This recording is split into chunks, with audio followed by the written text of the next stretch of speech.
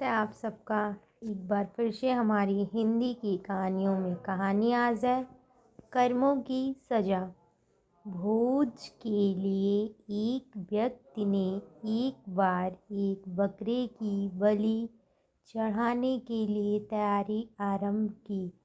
उसके बेटे बकरे को नदी में स्नान कराने ले गए। नहाने के समय बकरा एकाएक बड़ी जोर से हंसने लगा, फिर तत्काल दुख के आंसू बहाने लगा।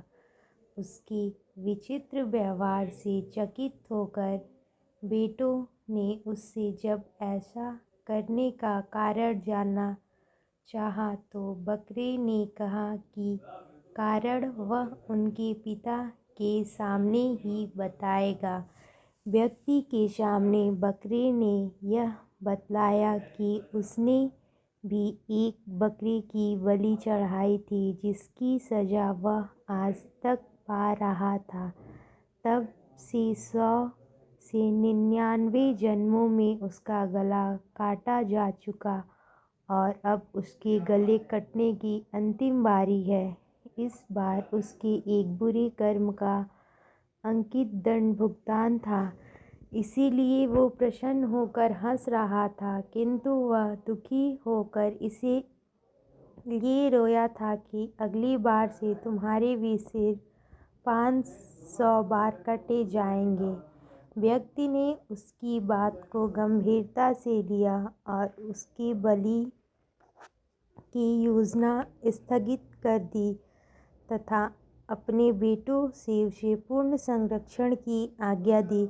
किंतु बकरे ने व्यक्ति से कहा कि ऐसा संभव नहीं है, क्योंकि कोई भी संरक्षण उसके कर्मों के पाप को नष्ट नहीं कर सकते। कोई भी प्राणी अपने कर्म से मुक्ति नहीं हो सकता। जब बेटे उस बकरे को लेकर उसे यथोचित स्थान पर पहुंचाने जा रहे थे, तभी रास्ते में किनारे एक पेड़ की शाखा पर नर्म नर्म पत्ते को देखकर यूं ही बकरे ने अपना सिर ऊपर किया, तभी एक वज्रपात हुआ और पेड़ से ऊपर पहाड़ी पर स्थित एक बड़े चट्टान से कई टुकड़े छिटके। एक बड़ा टुकड़ा उस बकरे के सिर पर इतनी जोर से आ लगी, पलक झपकाते ही उसका सिर धड़ से अलग हो गया। जय श्री राम। श्री जी की चरण सेवा। आपको यह मेरी कहानी अच्छी लगी हो तो इसे ज़्यादा से ज़्यादा लाइक, शेयर और सब्सक्राइब करें। धन्यवाद।